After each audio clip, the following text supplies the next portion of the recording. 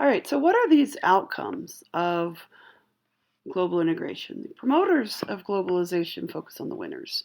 These winners experience unprecedented prosperity and pretty consistent economic growth. The opponents emphasize the losers. And what are some of the outcomes of those who would be classified as losers? Well, there's widening poverty and a bigger gap between the rich and the poor. An anthropological analysis of globalization explores cultural nuances. This includes levels of inequality, the possibility of confrontation, domination, accommodation, and resistance. So we'll talk a little bit about each of these. But first, we're going to frame this according to world systems theory. Okay, we recognize that the world is not made of disparate, unrelated parts, that instead each component of our world system plays a vital role in integrating the world. And so, according to this theory, we divide the world into a dominant core. This currently would include the US, Europe, particularly Western Europe, Australia, Japan, and to some degree, or what's becoming more likely, is to include China in this definition, and a dependent periphery. These are more underdeveloped nations. This would be much of Africa, much of South America, the Eurasian steppes with the former what used to be the Soviet Union, Azerbaijan, Turkestan, Turkmenistan, etc. And core nations then develop their economies at the expense of the periphery nations. So what the periphery provides are the raw materials and the labor. Okay. In other words, when we look at a multinational corporation, the periphery is where you base your manufacturing. Okay. This is where you get the cheap hourly wages. This is where you get looser environmental restrictions. This results in the periphery's poverty, underdevelopment, and dependency upon the core. Right? What they get in seeming benefit from this are jobs and some kind of economic influx, though to a smaller degree than what the core experiences. So anthropologists contribute to this world system, or to the study of world systems, by asking some questions. How has this world system affected native peoples and cultural systems of the periphery? And Eric Wolf in 1984 published the book Europe and the People Without History, and challenged the popular stereotype of indigenous people as isolated, passive, and victims of progress, right? Instead, exposing the rich cultural traditions that were present in these indigenous populations before they began to be exploited. Wolf also challenged anthropology's traditional focus on small local groups of people while neglecting the world system's influence. And it was Eric Wolf's work that drove this shift from just living within one community and engaging in participant observation, and looking at this kind of multi-sited, multi-timed research where you're looking at the whole of the culture and the way that the world system contributes to that. Certainly, indigenous peoples are not people without history, right? The world systems theory has been especially relevant to scholars of post-colonialism because guess what? Those core nations are generally the colonial powers. Those peripheral nations are really those colonies, right? So if we just look at a map of European possessions in Africa, we see within Africa we had exploitation by the French, by the Spanish, by the Flemish, that's Belgium, by the Dutch, by really almost all of the colonial superpowers that were present in the early 20th century. There are these cultural legacies then of colonialism and imperialism, which links then the local social relations to larger regional, national, and transnational levels of political and economic activities. So from the get-go, when Europe was focusing on imperialist nation building and colonial efforts, Europe was driving this interconnectedness of the world. We see some really interesting outgrowths. One of the ones that is often very noticeable for people, or kind of catches, like surprises you and catches you, was the advent of something called cargo cults, where indigenous populations, in an attempt um, to replicate or mimic the colonial powers, began to attribute godlike characteristics, not to the colonial leaders, but instead to their products, things like airstrips and the actual cargo that they would ship, radio towers, etc. That local populations would then begin to worship these material objects of kind of this colonial interconnectedness. Anthropologists, though, also study resistance by groups in the periphery. This can range from open rebellion to subtle forms of protest and opposition. Some forms are so subtle they may not be recognized by outsiders. So, for example, I mentioned in last week's discussion of industrialism. I mentioned the female factory workers in Malaysia that protest working conditions via spirit possession.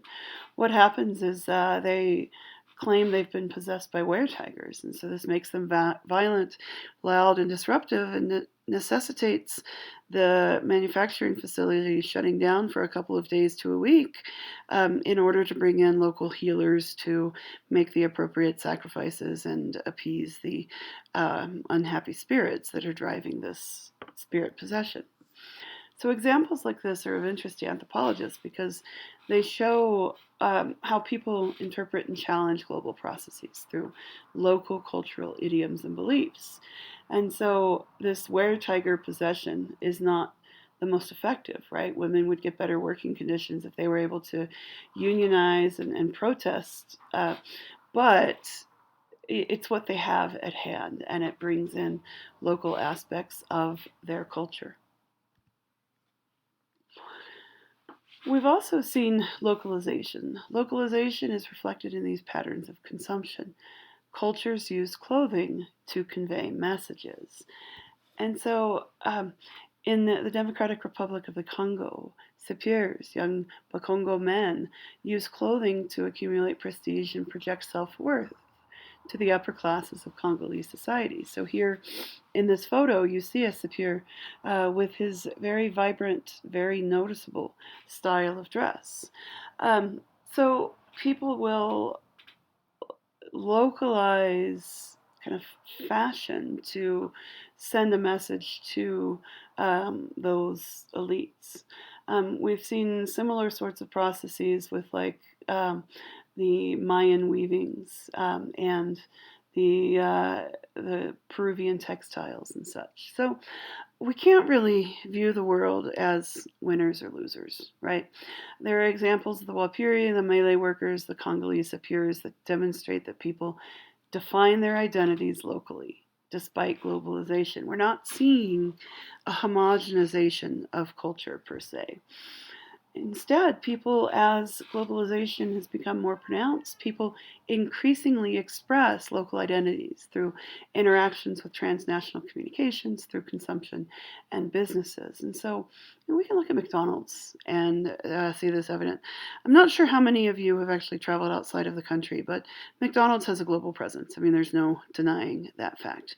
But interestingly, McDonald's puts local menu items on their menus in various places. So, one that I remember from a trip to Germany about 10 years ago was a sandwich in southern Germany called the Nürnberger. Okay, so Nuremberg is a city in Germany. There were trials that were done there during World War II. It's a traditional. It has a huge castle, a lot of interesting architecture, cathedrals, etc. A fairly large city. However, the Nürnberger was a hard roll with 3 bratwurst on it and sauerkraut and spicy mustard. So, and then it came with pommes frites, the French fries, and you could actually get beer with your Nürnberger.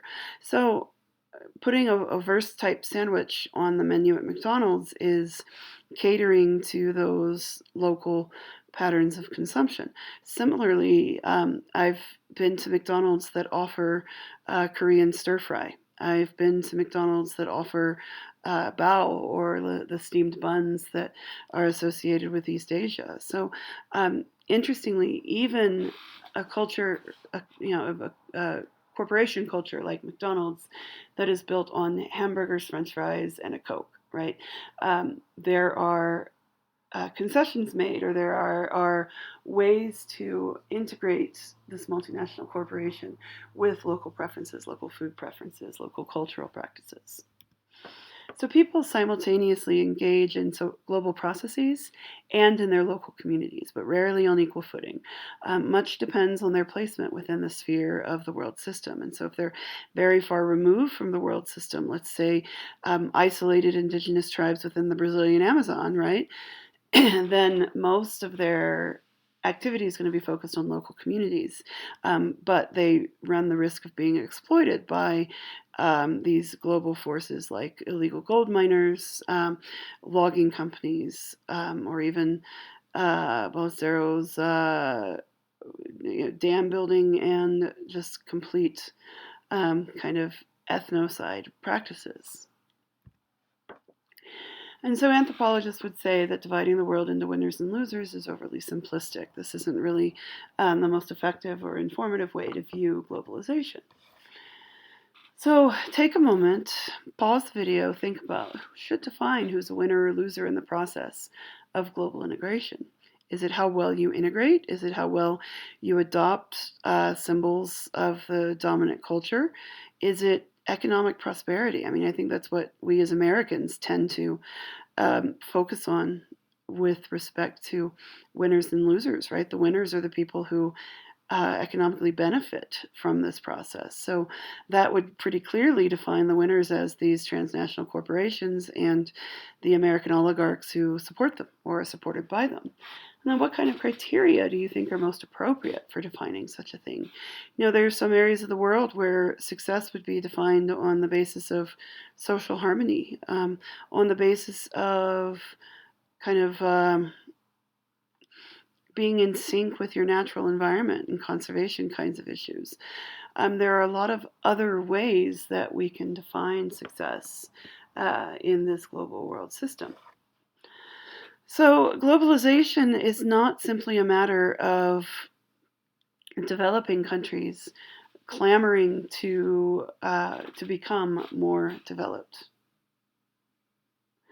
Instead, there's often this active resistance. Colonial governments viewed their kind of manifest destiny that they had to go out and bring quote unquote civilization to the uncivilized parts of the world, right? That's what drove European imperialism. Let's make them all Western in dress, in language, in economics, etc.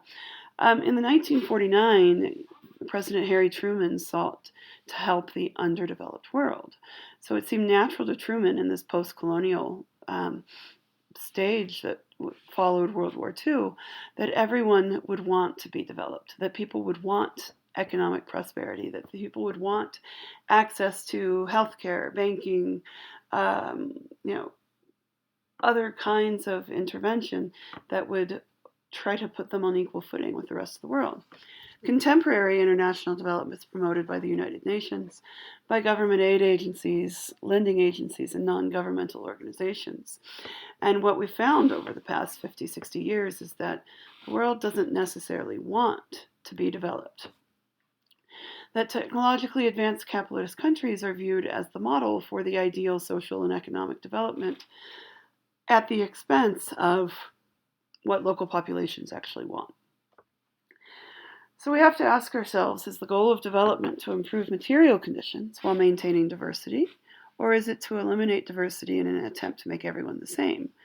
When we view development from an anthropological perspective, we've got two different approaches. We've got development anthropology, and we have the anthropology of development. All right, so this seems just to be quibbling semantics, right? But that is not actually the case. We'll talk about what these two mean.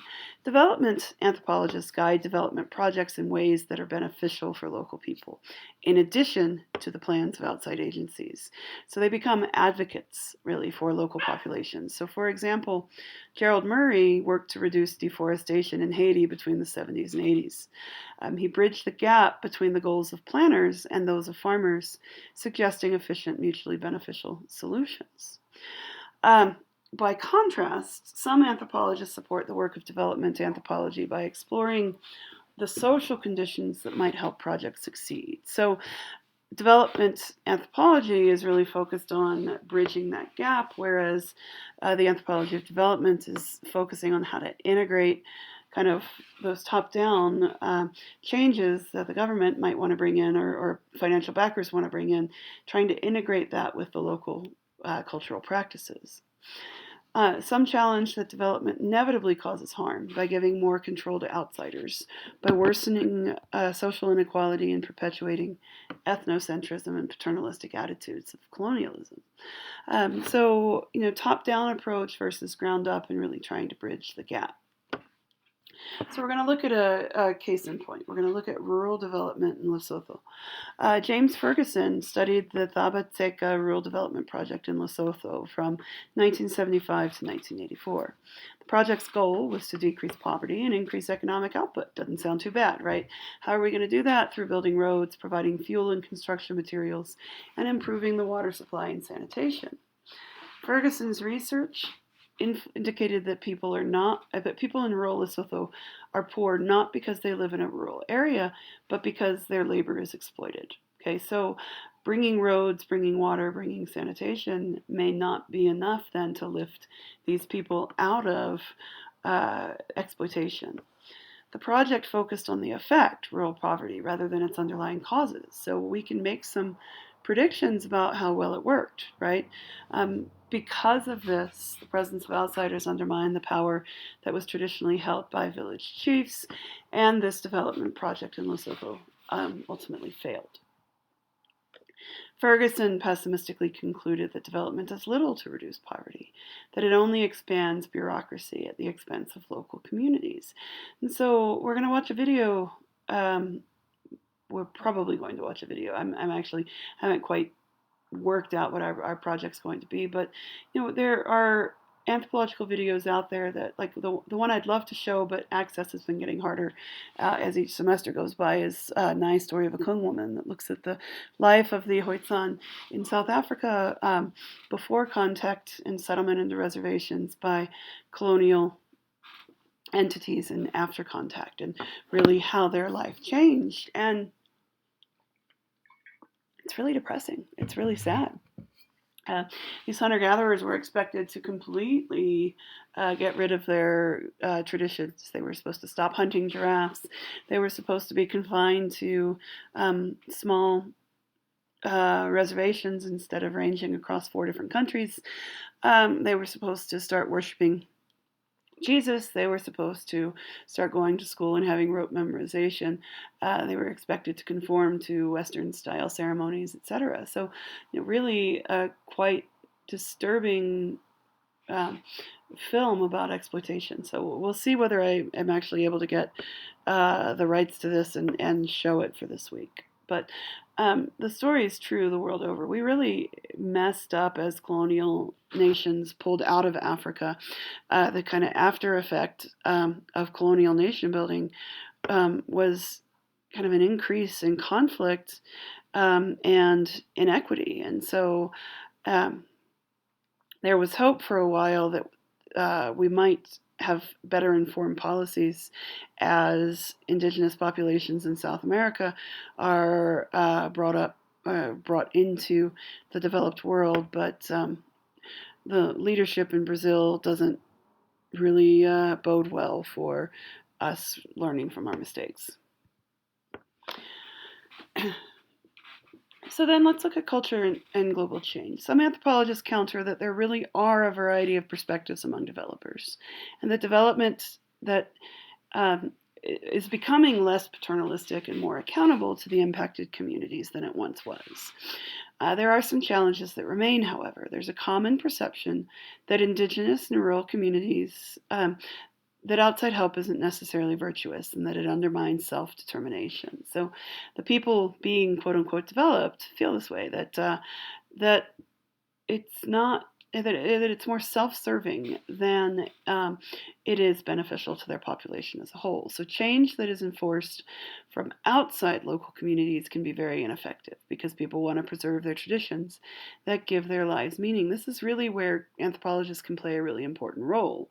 These are keys to understanding culture in the context of global change, right? You need the input, you need the perspective that anthropologists can give to really make these development programs mutually beneficial to the people imposing them as well as to the people that these programs affect. And so having that anthropological perspective can serve to bridge that gap, can serve to get local people on board with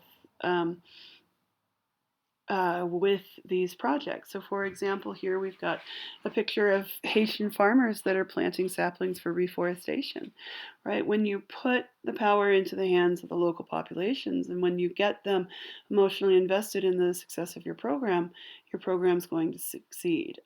As a primatologist, I've seen this a lot with conservation kinds of issues. When you come in from the government perspective and just impose, let's say, national park boundaries, without specific attention given to populations that have historically lived within those boundaries, you're not going to have much progress. These park boundaries aren't going to be respected. Locals are going to continue to poach. You're going to have fences moved, etc. When you come in and you work with the local people to economically incentivize and to give them kind of ownership over what's going on in the the whole decision making process and in the park itself, then you've got greater success. So if we want to save gorillas, if we want to save giraffes, if we want to save elephants, rhinos, whatever, right? And granted, that was a list of African species, but I mean, we could talk about orangutans in Southeast Asia, gibbons and siamangs, right? If we want to save these animal populations, we have to incentivize it from local people. We have to educate and build infrastructure that benefits the people in the area where these animals live. So we'll take a break here, but think critically. Are anthropologists ethically obligated to help communities develop if the members of their community want their help? If they've asked for it. That's one thing that with this Chamane project in Bolivia that has been asked. They've asked for this access to routine medical care and uh, other kinds of effects of this health and wellness study. So if the population asks for this assistance in development, do we owe it to them, right? Whose needs are paramount? Whose needs are most strongly considered? There's a lot of debate about this, especially there's an island called the Andaman Island, which is part of the Solomon Islands, where the North Sentinelese um, have been quite warlike. So the North Sentinelese were contacted in the 30s and 40s, 1930s and 40s, and an amicable relationship was set up with the anthropologist that was studying them. But the anthropologists, when they were ready to kind of pull back, recognized that given how most of the other island nations had been contacted throughout the Solomon Islands and elsewhere in Oceania, that it wasn't really in the best interest of the people to allow further kind of development or exploitation. And so, as the anthropologists pulled out, they basically told the North Sentinelese, don't let other people come to your island. Make sure that you fight them off.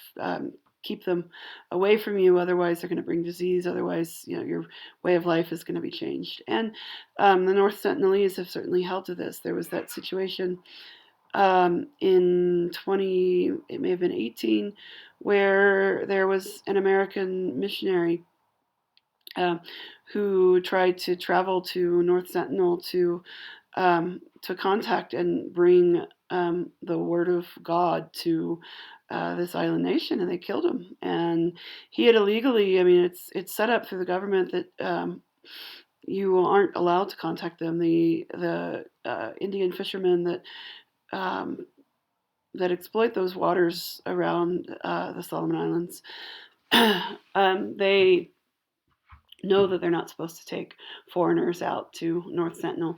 And this missionary was still able to get somebody to drop him off there. But there was then a big international incident about trying to get his body back so that he could be buried by his family on American soil. So, there are some populations absolutely that don't want to be touched, and that their best interest in their survival really hinges on not being touched. I mean, what's going on in the Amazon uh, with the pandemic right now is pretty scary. We're going to face the potential of over 180 different indigenous populations being wiped out because they've never been exposed to coronaviruses or even influenza. And I mean, it's basically a repeat of the US and smallpox blankets with Native Americans all over again, right? That we do pose a disease risk to relatively uncontacted populations, and how much is our responsibility on keeping them and keeping their way of life and protecting them, and how much of our responsibility is for bringing them development if they so want development, and how do they decide as a population whether they want to actively be developed.